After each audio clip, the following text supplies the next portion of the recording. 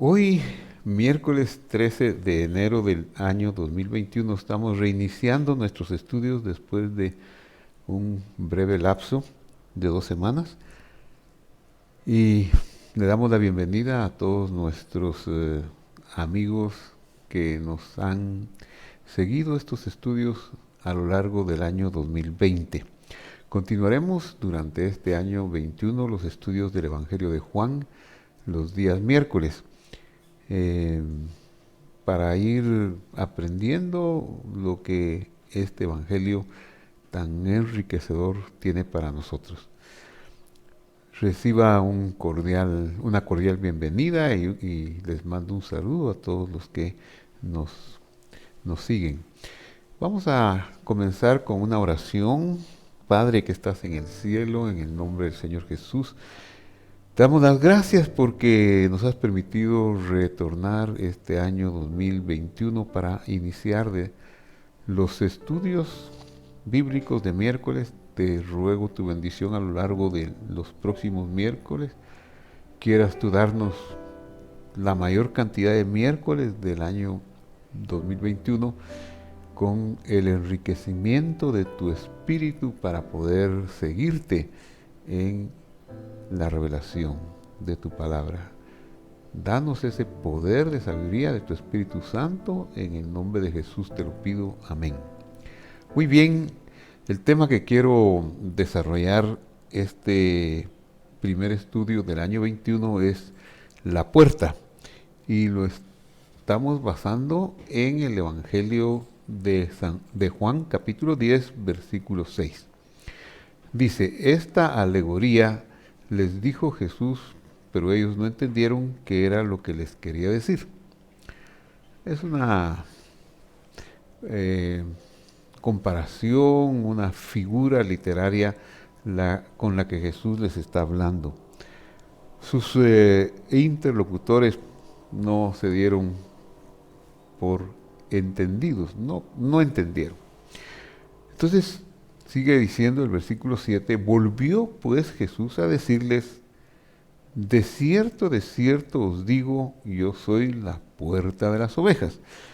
Nunca enfatizaremos bastante el hecho de que el de cierto es la palabra amén, y cuando se dice dos veces es amén, amén, y esto tiene un trasfondo cultural. En el primer siglo, los expertos conocedores de la palabra de Dios de aquel tiempo decían amén, refiriéndose a lo que dijo Moisés, llevando su sustentación de la enseñanza a la revelación del Sinaí. Pero cuando el Señor viene y es el que usa dos veces el amén, amén, o sea, el de cierto, eso nos está hablando de algo superior, de algo que no llega hasta Moisés, sino que a Dios mismo, ¿verdad? Entonces, esta revelación del Juan capítulo 10, versículo 7, tiene que ver con una revelación suprema. Volvió pues Jesús a decirles, amén, amén, ciertísimo es, verdadero es, que sería otra traducción más apropiada a esta frase o a estas dos palabras. Verdadero es, ciertísimo es, yo soy la puerta de las ovejas. Vamos a hablar entonces de las ovejas y de la puerta. No vamos a agotar el tema de la puerta hoy, lo seguiremos desarrollando en estudios, en el siguiente estudio. Pero comenzaremos hoy. Veamos, aquí les estoy presentando un cuadro de ovejas del desierto de Yehudá, que me mandó un amigo que estuvo durante un tiempo viviendo en Israel. Es una foto reciente del año recién pasado, y vemos ahí el hato de ovejas pastando. ¿Por qué la alegoría nos muestra a las ovejas? ¿Por qué el Señor Jesús se habla como la puerta de las ovejas? ¿Qué son las ovejas?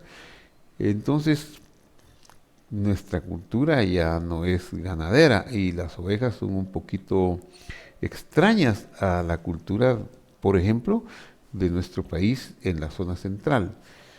Yo nací en el área occidental, en el altiplano, y ahí la cultura de las ovejas es más conocida, porque es un lugar frío, un lugar que está a 2.400 metros sobre el nivel del mar, y entonces es conocido el, la cría de ovejas, pero no es originaria de nuestro país.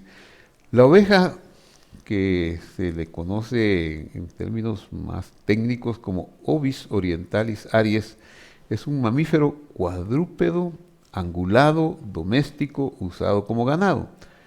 Como todos los rumiantes, las ovejas son artiodáctilos, o sea, animales con pezuñas. A pesar de que el término oveja se aplica a muchas especies del género Ovis, por lo general, dice esta referencia de Wikipedia, por lo general hace referencia a la subespecie doméstica de Ovis orientalis. Posiblemente desciendan de el muflón salvaje de Europa o de Asia y fueron uno de los primeros animales en ser domesticados para fines agrícolas, creados principalmente por su lana, carne y leche. Desde la antigüedad, en las culturas del Oriente, cualquiera de las culturas que se tomen de esos países del Medio Oriente y del Extremo Oriente, va a haber una influencia muy grande en la economía y en el vestuario de la lana de ovejas, pero también se aprovechaba, por supuesto, la carne y la leche. Por ejemplo, en la región occidental de nuestro país, los hatos no eran tan numerosos y no se llegaba a aprovechar la leche, solo se aprovechaba la lana, se esquilaban las ovejas, se vendía la lana y se hacían unas frazadas llamadas ponchos en un municipio de Totonicapán llamado Momostenango. Eran muy famosos esos ponchos, muy amigables durante las épocas de frío, solo que eran ásperos. Tenía que poner alguna protección porque eran muy rústicos. Los vendedores de este pueblo de Momostenango viajaban por toda el área del altiplano, llegaban a nuestro pueblo en Cabricán, que es Altenango, hacía pie desde Momostenango para vender sus artículos. Los ponchos de Momostenango eran muy famosos. La leche, como le dije, no se aprovechaba, y la carne sí se aprovechaba. Se acostumbraba a que en el viernes se hacía se destazaba en la carnicería del pueblo para vender esa carne en el fin de semana, pero el miércoles algunos carniceros menores destazaban los carneros o las ovejas y entonces había carne a la media semana de ganado menor como era la oveja y de ganado mayor en el fin de semana. Entonces la lana de la oveja es una fibra animal muy utilizada y por lo general se recoge mediante la esquila. Su carne, dice, recibe el nombre de carne de cordero cuando es de un animal joven y de ovino mayor cuando proviene de animales de más de un año. También se crían como organismos para investigación científica, pero una de las cualidades de la oveja es su precariedad, su falta de recursos para defenderse de los depredadores. Tienen muchos depredadores, tanto animales como el mismo hombre, por supuesto. Entonces viene a ser una figura muy interesante en la alegoría que el Señor está usando, ya que al ser un animal desprotegido y casi desvalido, necesita un cuidado muy grande, si no, perecería. Entonces, quiero ahora leer e incursionar en el Salmo 41 sobre esta alegoría y la vamos a dejar un momentito entre bastidores y nos vamos a ir al Salmo 41, que dice así: para el director del coro, Salmo de David. Bienaventurado el que piensa en el pobre en el día del mal, Adonai lo librará. Adonai hace referencia al nombre inefable. Y este versículo es tan hermoso y nos da una premiación de pensar en el pobre. Pero quisiera que nosotros analizáramos más profundamente, porque la riqueza del versículo no se queda con ayudar al pobre y tener una recompensa del Señor por eso, que ya es algo hermoso y muy grande, porque en realidad es más profundo que eso.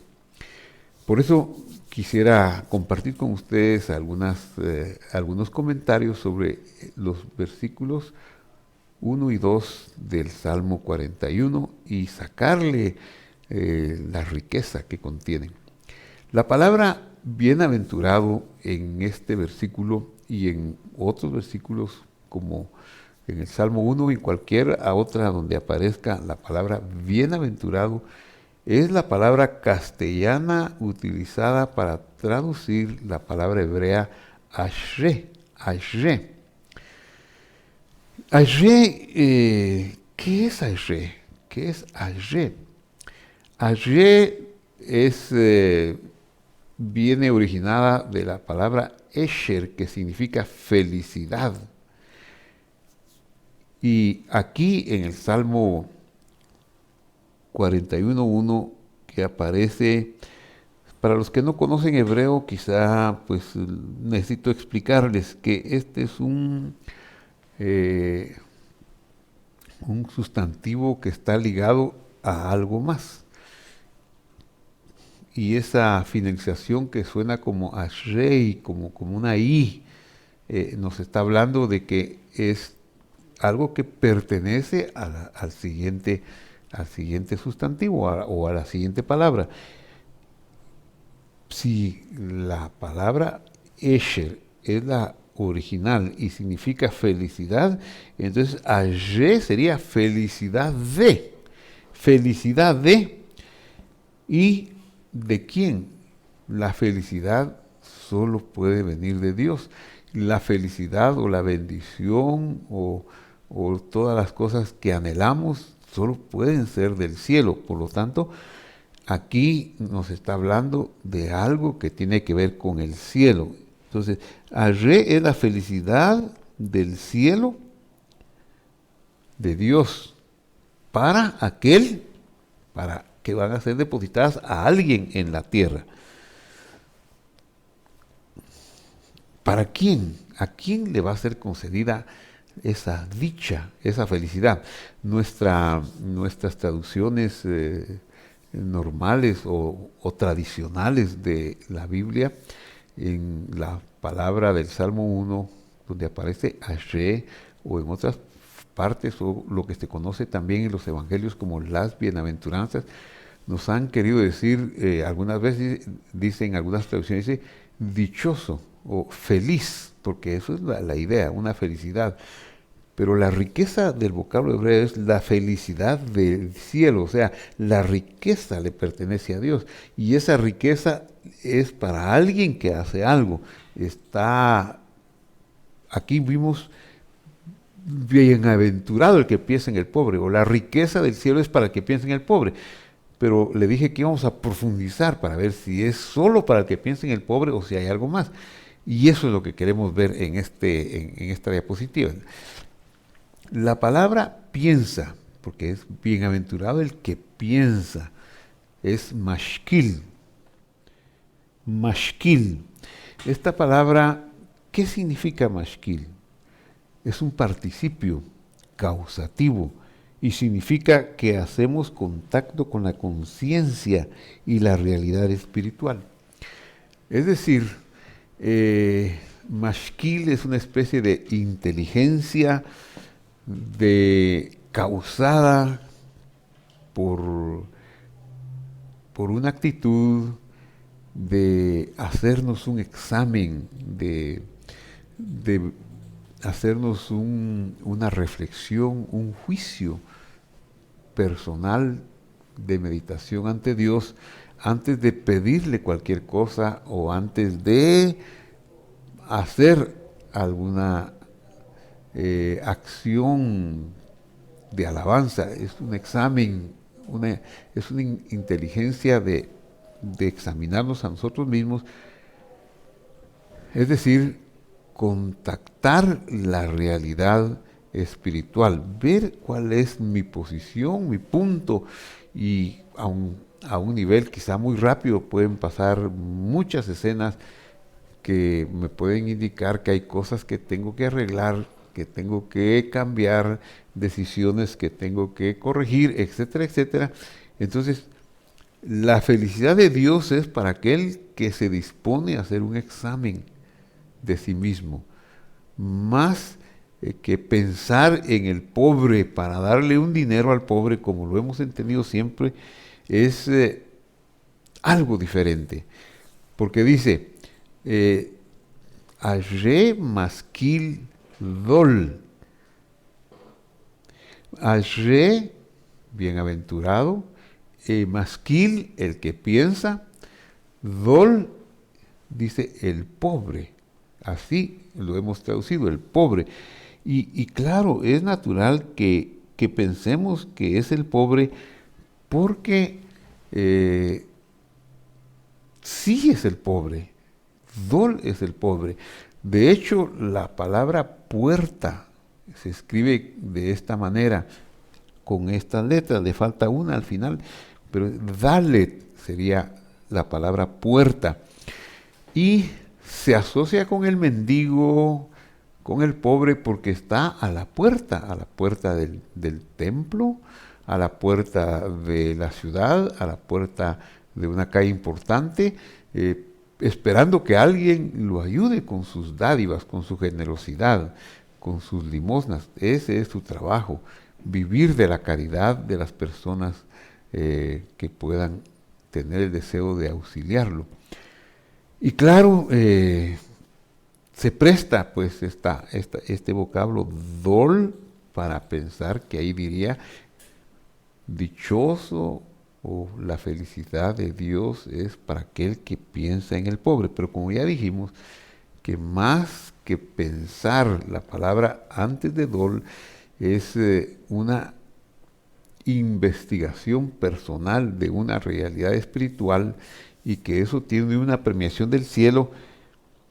Por esa razón hay que seguir adelante en el análisis, porque la palabra dal, esta palabra es diferente a la que hemos visto anteriormente. Esta palabra anterior se pronuncia dol, dol, y esta palabra se pronuncia dal.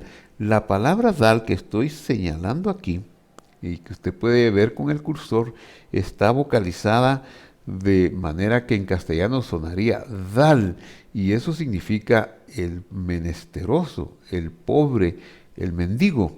Pero la palabra que tiene el Salmo 41, dol, habla de debilidad, pero no está referida propiamente al pobre que está en la puerta pidiendo.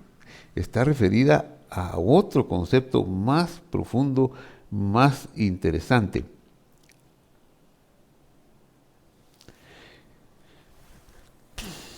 Y es que en el Salmo 41 la palabra dol no aparece con vocalización A, sino que aparece con vocalización O, dol. Está hablando de mi condición o debilidad, mi condición de flaqueza. O sea que yo he llegado a un momento de reconocimiento que necesito la ayuda, el auxilio de alguien. ¿De quién? De Dios. Por eso es bienaventurado. Las riquezas del cielo son de aquel que se hace ese examen porque está viendo su debilidad. No solamente, y es muy elogioso, pensar en el pobre y ayudar al pobre, y tiene su recompensa, pero en este caso el pobre soy yo. El necesitado soy yo, el imperfecto, el incompleto soy el que necesita que Dios lo auxilie. Ese soy yo. Esa es la idea del Salmo 41. El que piensa, el que se hace una reflexión y se muestra de repente ante una realidad espiritual de flaqueza, que no tiene más remedio que pedir ayuda, que buscar el auxilio. Así que la frase completa del Salmo 41 relacionada con estas tres palabras dice así: El dol mashkil, que querría decir que es haber llegado a darme cuenta de mi debilidad, limitaciones y flaquezas. Cuando llego a ese momento, hay alegría en el cielo por haber alcanzado esta conciencia.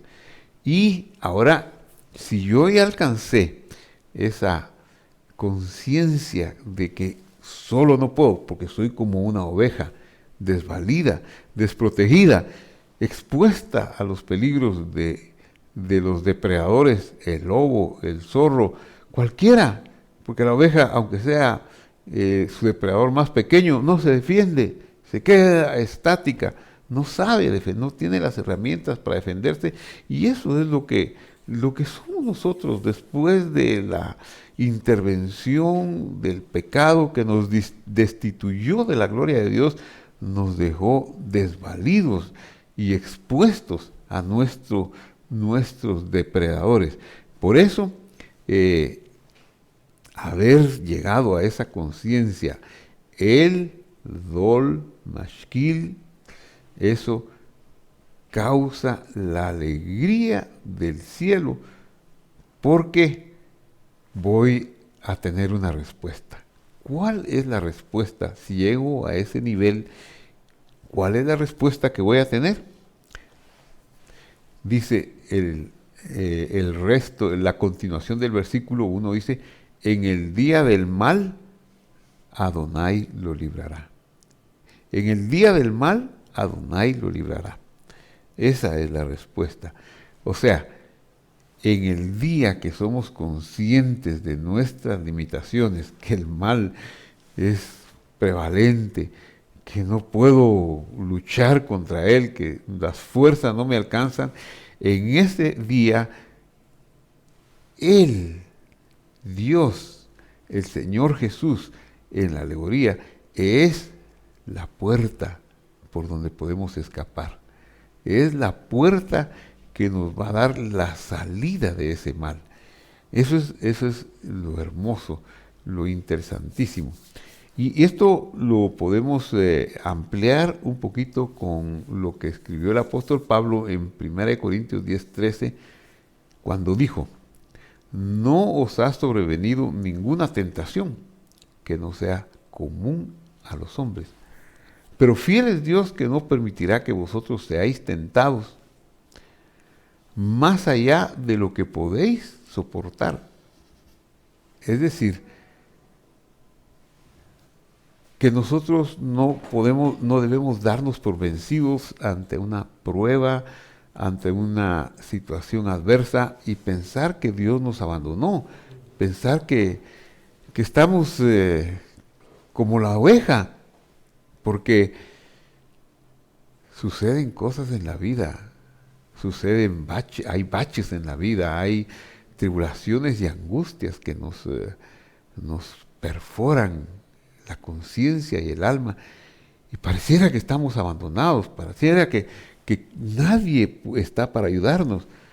Pero este pasaje de 1 Corintios 10:13 dice, repito la lectura del principio: no os ha sobrevenido ninguna prueba. La palabra tentación puede también traducirse prueba, que no sea común a todos los hombres. Es decir, todos los hombres tenemos nuestras propias pruebas y son similares a la naturaleza de hombres, o no son experiencias angelicales de un mundo que no conocemos. Eso es una ventaja. Son experiencias, tribulaciones, pruebas que Dios no va a permitir que sean más allá de la experiencia humana. Por eso dice aquí, no nos ha sobrevenido ninguna prueba o tentación que no sea humana, dicen otras versiones. Y sigue diciendo, fiel es Dios que no permitirá que nosotros seamos tentados. O sea, más allá de lo que podamos resistir. Sí van a venir tribulaciones, pero Dios es fiel y no va a dejar que nos sobrepasen. Cuando estamos en el momento de la tribulación, podemos pensar, no, esto es más grande, yo no lo soporto, esto va más allá de mis fuerzas, estoy hundido, estoy acabado. Pero aquí la Escritura dice que no, que Él es fiel y no dejará que seamos tentados más allá de lo que podemos soportar. Porque primero, no son tentaciones angelicales, no son tentaciones extrahumanas de a saber qué mundos, son pruebas y situaciones que podemos manejar con la ayuda divina. Pero agrega una promesa y juntamente con esa prueba dará la salida para resistirla. ¿Y cuál es la salida? La puerta. La puerta de salida es quien dijo, yo soy la puerta de las ovejas. Las ovejas son desvalidas, las ovejas son perseguidas por sus depredadores, por el lobo, pero yo soy la puerta de las ovejas y estoy para velar que ni siquiera el demonio más feroz pueda traer una experiencia que ustedes no puedan resistir. Las pueden resistir, van a poder superarlas y salir adelante. Eso es la gran noticia y lo hermoso.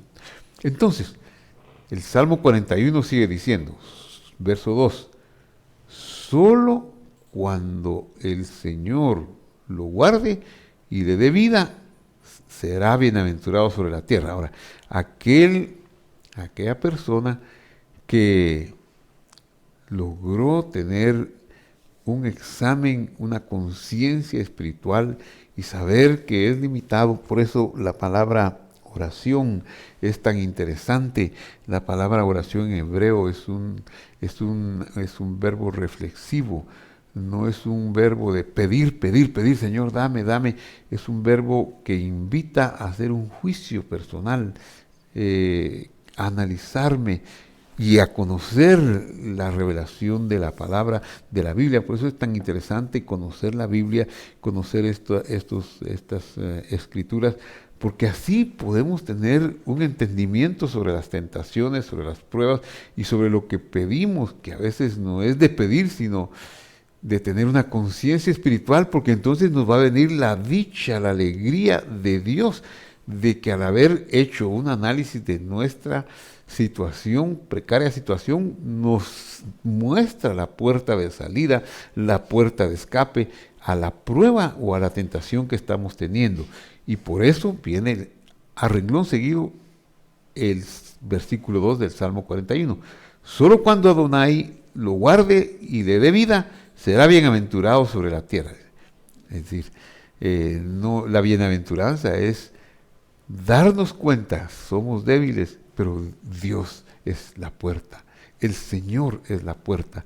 El Señor está ahí para darnos la salida y que entremos o salgamos a pastos delicados, como dice el Salmo 1. El Señor es mi pastor, nada me faltará. En lugares de delicados pastos me hará descansar. Y eso es la puerta. Él me da la entrada a tener un descanso deleitoso en los lugares que Él ha preparado.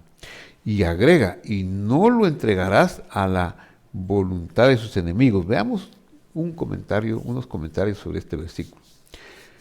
Solo cuando Adonai lo guarde y le dé vida, será bienaventurado. O sea, recibirá la felicidad del cielo.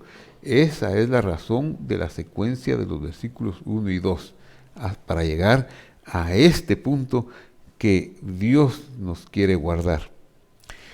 Al darnos cuenta de nuestra debilidad, también experimentamos la protección de nuestro amante Padre Celestial, nuestro pastor, nuestro Dios pastor.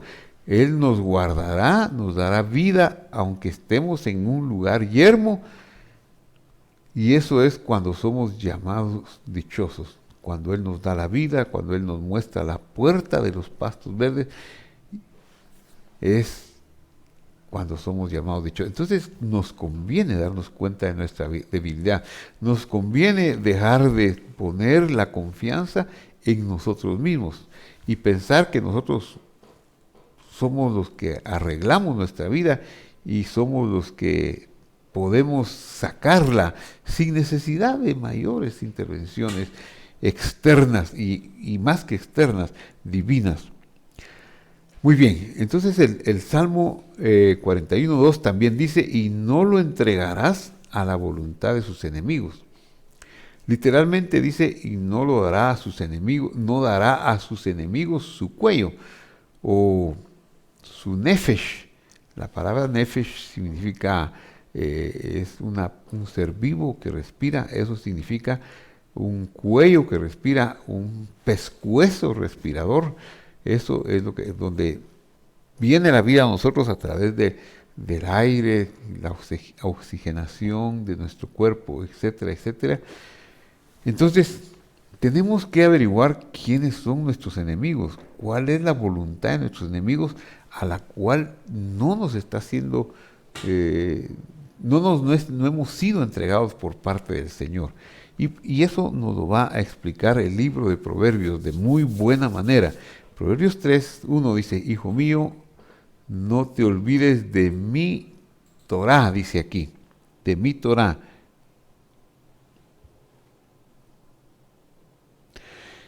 Y esta palabra Torá está traducida en las Biblias como de mi enseñanza. Mi enseñanza. Pues es una palabra muy bella. Las Sagradas Escrituras, para referirse al Pentateuco, no le llaman el Pentateuco de Moisés, ni le dicen la ley de Dios, ni le dicen de otra manera, le llaman la Torá de Dios, así le llaman los escritores sagrados, así le llama el Espíritu el Espíritu Santo, le llama la Torá de Dios.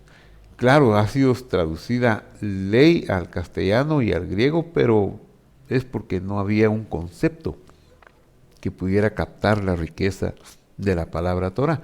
La palabra Torah aparecerá pues siempre que se pueda apreciar en la Biblia referida a sí misma. Entonces repito la lectura: hijo mío, no te olvides de mi Torah, mi Torah, o sea, Toratí es el sonido, el prefijo y es mi Torah, mi Torah. Ni mis misbotab, ni mis mandamientos. Eso dice el capítulo 3, versículo 1. No te olvides de mi Torah ni de mis mandamientos. ¿Por qué razón? Porque largura de días son y años de vida y paz te añadirán. La bondad del Señor, o sea, el gesed del Señor y la verdad, el emet, nunca se aparten de ti. Átalas a tu cuello, escríbelas en la tabla de tu corazón. Qué maravilloso, la bondad del Señor nunca se aparten de ti. Versículo 2, todavía. Y no lo entregarás a la voluntad de sus enemigos. Los enemigos del hombre, ¿quiénes son? Pues podemos pensar enemigos externos, los extorsionistas o los malos envidiosos que no nos quieren, etcétera, etcétera. Pero no, los enemigos del hombre están dentro del hombre. Son los propios deseos corruptos que nos llevan a pecar contra la ley de Dios. Tenemos que empezar a pedir nosotros: no me entregues a la autoridad de mis enemigos, que mi carne no se asocie con vosotros para hacer la voluntad del Señor. Yo quiero hacer la voluntad del Señor, pero para eso tengo que ser consciente de ser liberado de un concepto de estar encerrado en una costumbre, en una tradición. Entonces, el versículo 3 ya es una palabra de consolación. El versículo 1 es: la felicidad del cielo es de aquel que mira toma conciencia espiritual. Dios no lo va a entregar en la voluntad de sus enemigos, lo hará salir adelante de las pruebas. Y en consonancia con eso, el versículo 3 remata el concepto y dice: el Señor lo sostendrá inclusive en su lecho de enfermedad. Y aquí hay una promesa hermosa, porque la enfermedad es un flagelo que nos angustia a todos. Continuamente estamos llevando buena parte de nuestros ingresos a dejarlo en la farmacia para obtener la sanidad, la salud que anhelamos. Y eso es bueno, pues, que nosotros querramos ser sanos. Claro que no podríamos decir lo contrario. Pero el Señor dice: yo lo sostendré inclusive en su lecho de enfermedad. O sea, no puede ser que alguna vez enfermemos. No está diciendo que la felicidad del cielo es nunca te vas a enfermar, nunca va a haber problema. Eso puede pasar, pueden pasar los problemas, pero yo, dice el Señor, lo sostendré inclusive en su lecho de enfermedad. Y por eso continúa diciendo la segunda parte: has transformado su enfermedad y restaurado su salud. ¿Qué significa eso? Significa que en el tiempo que estuvo enfermo, en el tiempo que estuvo precaria su salud, en ese mismo momento Dios estaba cambiando las cosas para bien, estaba transformando su lamento en baile, produciendo su alegría. Eso es maravilloso. Vamos a orar. Hemos concluido este estudio y lo invitamos a venir a nosotros el próximo miércoles para la continuidad de este tema. Pero también el domingo estaremos llevando en los mismos canales que usted ya sabe o por medio del cual entró a este estudio. Estaremos llevándole un mensaje también que no tiene continuidad con los estudios de miércoles, pero sí es un mensaje propicio y devocional. Entonces vamos a tener esa dicha de que el Señor, que dijo que es la puerta y que por Él entrarán los que quieran ser salvos, eso es maravilloso. Vamos a orar. Padre que estás en el cielo, en el nombre de Jesús te estoy dando gracias por tu palabra, que es viva y eficaz y es bendita, Señor, por los siglos de los siglos. Gracias, Señor, en el nombre de Jesús. Bendito seas tú. Te alabamos por ella, Señor. Y te suplicamos, Señor, que nos auxilies en nuestras necesidades, como dice la bienaventuranza: bienaventurado el que piense en el pobre, en el día malo lo librará el Señor. O como dice en otras partes de la Escritura: pero tú, Señor, dejaste establecido que nosotros podríamos hacer un examen, una profundización en nuestro nivel de conciencia para mostrarte nuestra debilidad, angustia y proclividad a la corrupción y al fracaso, y tú nos ayudarías.